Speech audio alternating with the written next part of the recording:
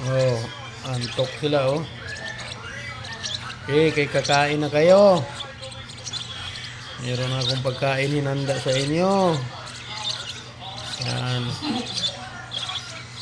Dami yan mga handpid ko guys. Nabintahan tayo ng isa dito. Yan mga guys. Ang ganda ng ibon na to. Ito yung aasawahin mo, Renz. Ah. Yan ang aasawahin mo, Renz. Yan. Anak sa aking Alps to, Green Fisher. Magkapatid ko sila mga guys. Yan oh. Naglabas rin siya ng ibang lahi. Ano to?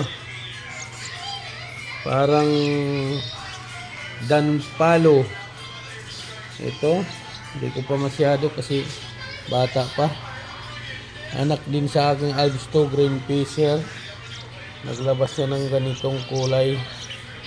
Ayan oh. Ito naman siya guys. Anak sa aking Bisino. Oh, naglabas siya ng Green Fisher. Ayan. Kita mo yung balibo oh. Bisino.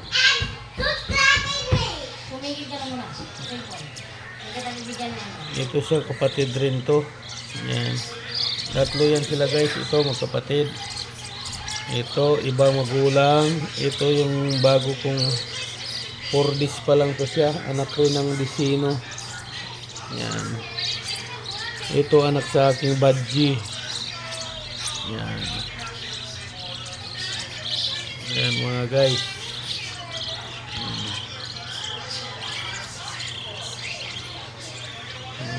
Liit oh.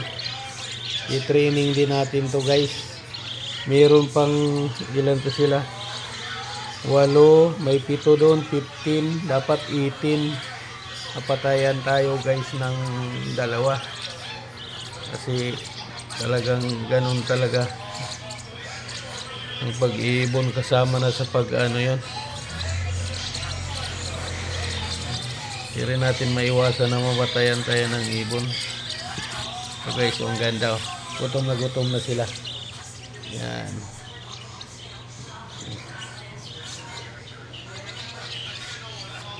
Naglabas yan ng ibang kulay.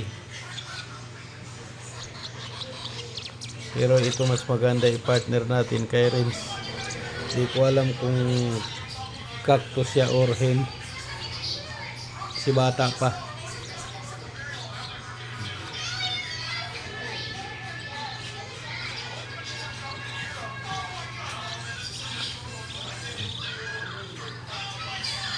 Bukas guys, papakita ko sa inyo yung dalawa na tumae. Paparapol ko sa inyo.